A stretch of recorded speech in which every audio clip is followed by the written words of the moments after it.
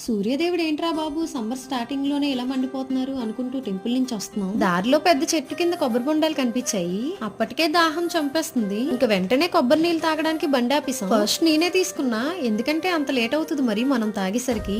ఈయన చూడండి, స్ట్రా లేకుండానే ఒక్క డ్రాప్ కూడా కింద పడకుండా తాగేస్తున్నారు. కింద ఎక్కడ పడిపోతాయని చెయ్యిలు చేపేస్తుంది మా డయ్యు. అదే నేను మా డయ్యు స్ట్రా లేకుండా తాగామంటే అంతే సంగతులు. మనకున్న పనుల పరంగా మనం బయటికి వెళ్ళక తప్పదు. ఈ ఎండలకి బాడీ డీహైడ్రేట్ అవ్వకుండా ఇలా కోకోనట్ వాటర్ లాంటివి తీసుకుంటూ ఉండండి. మన హెల్త్ మన చేతుల్లోనే ఉంటది. మీరు చెప్తే గానీ మాకు తెలీదా అని అనుకుంటారేమో, చెప్పాలనిపించి చెప్పాను. తర్వాత మీ ఇష్టం.